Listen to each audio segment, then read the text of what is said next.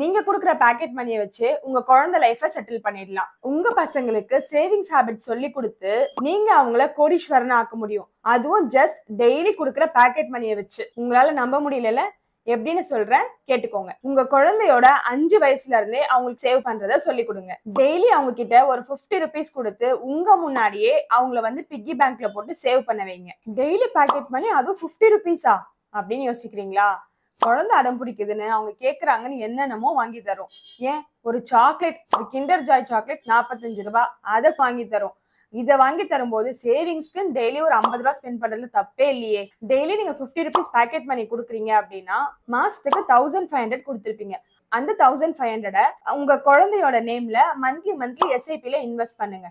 அவங்க வளர்ந்த உடனே அந்த அமௌண்ட்டை அவங்க கிட்டே கொடுத்து இன்வெஸ்ட் பண்ண வைங்க.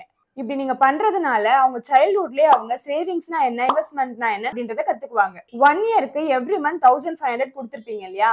அதே மாதிரி எவ்ரி இயர் ஒரு 500 இன்க்ரீஸ் பண்ணுங்க. அதாவது இந்த ஃபர்ஸ்ட் இயருக்கு நீங்க டெய்லி 50 rupees பாக்கெட் மணி கொடுக்குறீங்க அப்படின்னா செகண்ட் இயர்ல இருந்து அது ஒரு 70 rupees-ஆ மாத்துங்க.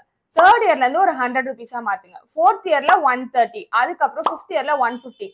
இந்த மாதிரி அவங்களோட பாக்கெட் மணியை கொஞ்சம் கொஞ்சமா இன்க்ரீஸ் பண்ணிட்டே வாங்க. அப்படி பண்ணும்போது வருஷத்துக்கு ஒரு 500 ரூபாய் எவ்ரி இயர் நீங்க இன்க்ரீஸ் பண்ணுங்க. நீங்க கொடுக்குற அந்த பாக்கெட் மணியை எவ்ரி மந்த் SIP-ல இன்வெஸ்ட் பண்ணிக்கிட்டே வாங்க. அப்படி நீங்க இன்வெஸ்ட் பண்ணிக்கிட்டே வரும்போது உங்களுக்கே தெரியாம அந்த குழந்தையோட 25 வயசுல எவ்வளவு இருக்குன்னு பார்க்கலாம் வாங்க. இப்ப மாசம் 1500 இன்வெஸ்ட் பண்ணிட்டே வரீங்க. எத்தனை வருஷம்னா உங்க குழந்தையோட 5 வயசுல இருந்து ஸ்டார்ட் பண்றீங்க. 20 வருஷத்துக்கு நீங்க இன்வெஸ்ட் பண்ணுங்க. எக்ஸ்பெக்டட் ரிட்டர்ன் பாத்தீங்கன்னா ஆவரேஜா 15%. ஸோ நீங்க வருஷம் ஒரு 500 மட்டும் இன்க்ரீஸ் பண்ண போறீங்க. அப்படி நீங்க பண்ணிக்கிட்டே வரும்போது உங்களுக்கு குழந்தையோட 25வது வயசுல நீங்க இன்வெஸ்ட் பண்ணிருக்க அமௌண்ட் பாத்தீங்க அப்படின்னா 15 லட்சம் இன்வெஸ்ட் பண்ணிருப்பீங்க. ஆனா உங்களுக்கு அந்த 25 வயசுக்கு அப்புறம் உங்களுக்கு எவ்வளவு வந்திருக்கும் அப்படின்னு பாத்தீங்கன்னா 55,50,000 ரூபாய் உங்க கையில இருக்கும். இப்போ உங்க குழந்தையோட 25வது வயசுல 55,50,000 ரூபாய் இருக்கு.